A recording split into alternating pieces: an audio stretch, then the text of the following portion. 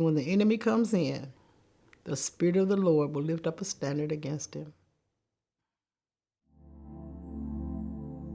Hello, my name is Joyce Vidales, and I am a recovering alcoholic and drug addict. And I'm here to tell you what my journey is from addiction to recovery. It's been a long, long journey. It hasn't been easy, but I've learned how to make it simple. My first encounter with alcohol, I was 8 years old. My mom worked at a bar here in Toledo, and it was called Levy's Bar. She was a barmaid, and I used to go down the street practically every day, and I would sit at the side of the bar, and I would eat cheeseburgers and drink 7-Up. But in the bar would come these gentlemen and these ladies.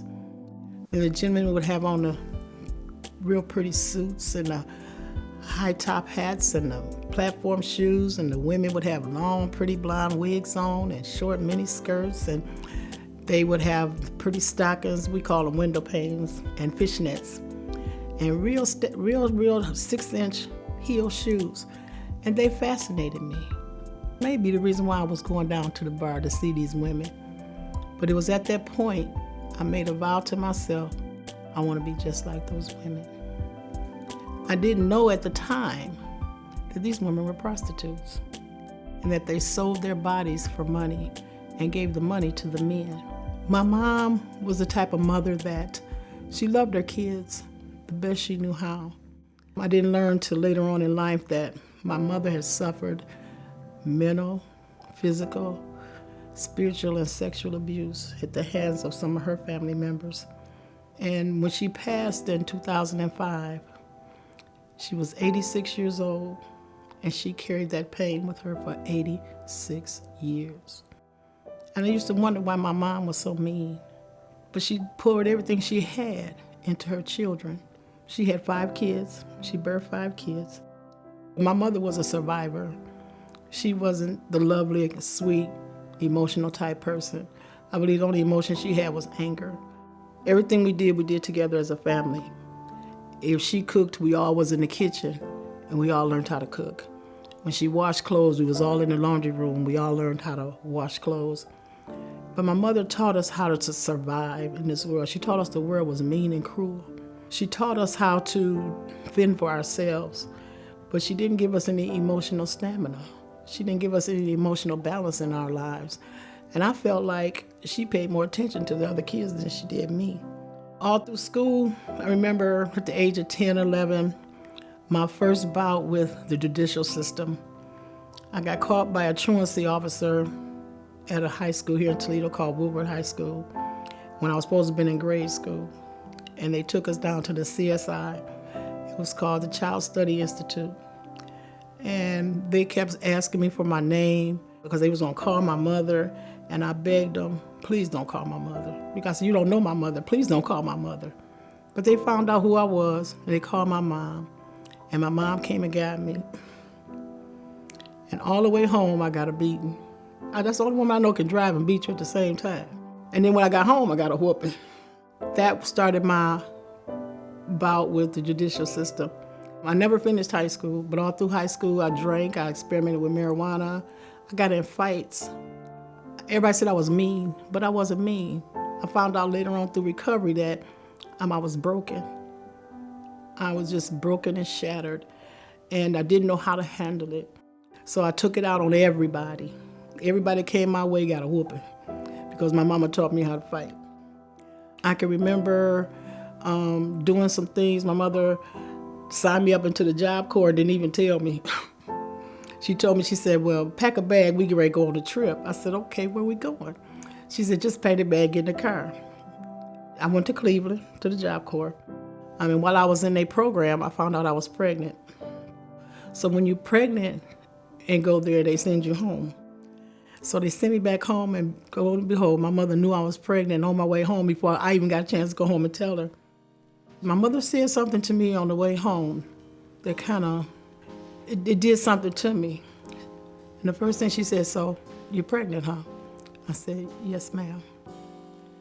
She said, well, this is what we gonna do. My mother never used the word we with me. She said, this is what we gonna do. We gonna raise that baby. We're going to take care of that baby, and we're going to grow that baby up. I can say that maybe she was my first sponsor in my first 6 years of recovery. She went everywhere with me. People in recovery knew her better than they knew me. During the 80s, the whole decade of the 80s, I had a lot of interactions with the judicial system. It was like I got arrested like almost every night. But back then they did a walkthrough. You get arrested, get booked, and you walk through. And then they'd have a situation where you come back to court in the morning. I never came back. They kept me this one particular time, and I had to stay overnight, and I went to court the next morning, and I went before the judge, and the judge says, "She's not going anywhere. Sit down. Sit down, she's not going anywhere." And the bailiff said, "We don't have no room, we don't have nowhere to put her, we full." He said, "Well, find somewhere for her to go because she's not leaving here." She has 62 failure to appears. But what happened was I ended up having to do my probation time, and I did it in Will County, plus an additional 120 days. Wow, that was hard. Throughout my active addiction, my sister pressed charges on me. She went downtown to the prosecutor's office, and she told them that I threatened to kill her and her kids. And they gave me a felony of aggravated menacing, threat to do bodily harm. And I can't tell you to this day that she was wrong, because I don't remember. I was getting high. I don't remember. So I went from inmate to convict in less than 30 days. I had to do those first 30 days in Marysville. And then I ended up with another felony that got sentenced for 3 to 18. So I've been to Marysville twice, been to prison twice. But the one thing I'm thankful for is that God kept my mind. He brought me out, and I'm eternally grateful for that. Friday, February 13th, 1987, I was shot in my chest with a .357 Magnum. I still have the bullet in my lung. And the only reason why I'm alive today is because of God's grace and mercy, and I was drunk as Cooter Brown. The alcohol stopped the impact, stopped the poisoning. You would think I'd have learned from that. Well, I didn't. I went right back to doing what I knew how to do, because at that time I had just given up. I had lost all hope, and I just gave up. During that time when I was out there on the streets, and this is a time where I hadn't seen my mother and my family for sometimes 6 months, 9 months, a year, 2 years. I was just out there. And when I started hitting the streets, you know, when an addict want to get high, they'll find the drug they're looking for. And what I wanted it. And I found what I was looking for. That's how I got into prostitution. That's how I got into selling myself to the devil. My mama told me one time, said a woman was born with a purse. And every time I opened my purse, I got what I wanted. So I got tired of opening it, so I left it open. And every time I looked around, I got what I wanted. I sunk deeper and deeper into crack cocaine. But I loved it. I loved the way it made me feel. It made me invincible. But I did what people told me I did. I crossed the imaginary line. And once I crossed the imaginary line, I began to do anything. You name it. I mean, I came up with some stuff to do just so I could smoke some crack cocaine. Again, it took me places that I didn't want to go, kept me longer than I wanted to stay, and cost me more than I was willing to pay. Crack cocaine took over my life, and I didn't want to take my daughter through that madness with me. So what I did was I had a friend that had a daughter the same age as my daughter's, and I asked her could she come and stay with her. And she agreed, and my daughter went to stay with her. So for several years, I hadn't seen my daughter. I hadn't heard anything from her, hadn't talked to her, nothing transpired. But when I did come into recovery and started getting my life together, and my daughter came home, I found out that she thought she was pregnant. And the first thing I thought was, okay, wait, first, let's find out if we are pregnant, and then we'll deal with it then. Through the trauma she went through because of my behavior and my addiction, there were some things medically wrong with her, and she stressed out so much it acted out medically in her system and in her body because she worried and stressed over her mommy.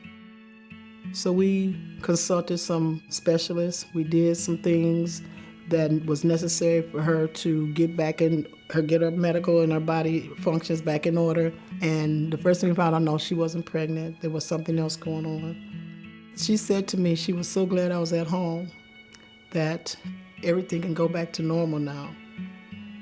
But what I shared with her, because of my addiction, there was no normalcy. There was nothing would be normal again. But just hang in there with me, and we're going to be okay. From that point to this point now, we have been together. We have worked together. We have struggled together. So she's independent. She does very well. She works for herself. I call her my little entrepreneur. She's going to get married in February of 2022. And she wants me at the wedding. It's still all mystical, just to understand at times that she really wants me in her life after the way I treated her and what I did to her. I had to understand that I stole time from her. And I had to let her tell me those things are in the past and we don't relive the past anymore. So she's happy. She's just glad to have her mommy back. And mommy's glad to have her lemon drop back. Again, addiction took me places I never dreamed of. But God brought me back. He brought me back to reality. He brought me back to where I'm supposed to be. And I give him all the glory. I give him all the credits. I just thank him. My daughter's happier. She says she's happier today than she's ever been. And I thank God for that. I don't take no credit for it. I just started doing what I was told to do. And everything started working out.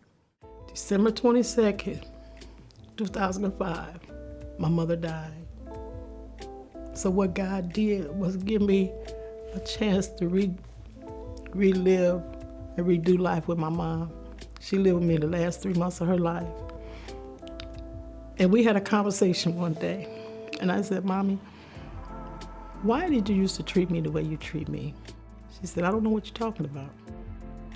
I said, you didn't love me. You didn't treat me like you did the other kids. And it was like a moment of clarity came to her.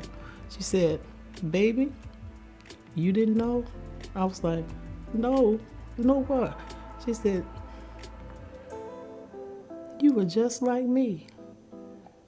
I said, what you mean? She said, you were just like me. And I heard her tell me, she said, baby, I love you. I've loved you. I love you more than the rest of them. She said, I'm so proud of you. I was 14 years sober. It meant more to me then than it would have if I was a child growing up. She said, I've always loved you.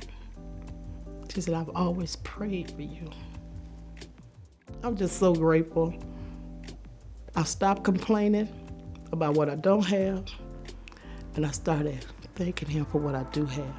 And God saw fit to call me into the ministry in church. And I had to ask him, who, me? You sure you're talking about me? He said, yes. Because his word told me, I chose you. You didn't choose me. I found out if you change the way you think, you can change the way you believe, you can change your behavior, you can change your attitude. Been through a lot. But there's a scripture that I read every day that says, many are the afflictions of the righteous, but the Lord will deliver them out of them all. And whatever it is, he's delivering me out of them all. So I just thank God that he chose me when I wasn't even thinking about him. Not worthy of him, but he chose me. I'm not proud of the things I've done. I'm not ashamed of them either because I believe that it'll help somebody. But in 1990, I went into detox through the Tennyson Center. I went into treatment at Compass in 1991. Went through transitional housing. I've only had one recovery, and May 23rd, 1991 is my sobriety date. I don't have any interrupted recoveries. I've never had to go twice, go back. I believe I was scared to do it again. I don't know, but I've only had one. So I have 30 years of uninterrupted sobriety. Today I'm a substance abuse treatment counselor, and I deal with women just like me. And I want them to know every day how beautiful they are, how wonderful they are, and that God chose them. I tell them they're awesome, they're phenomenal, they're wonderful. God has given me a compassion for women because we've been through a lot. I'm not saying men don't go through a lot, but we as women, we're carriers. I can tell you something, I can look back 50 years and tell you something happened to me 50 years ago. But guess what? God done took all of that away. And I'm fit for the master's use. So as step 12 stays in our recovery process, that I be a maximum service to God and man. And everything I do thus unto the Lord, because he's worthy of the praise. He gets all the glory. Because if it had not been for him, I don't know where I would be. So I thank God. I'm a helper. I'm a servant. I just want to help somebody. And I hope what I say will help somebody, that they can overcome all they've been in if they just trust in the Lord, trust in God, trust in this process called recovery. They can't go wrong. Thank you so much.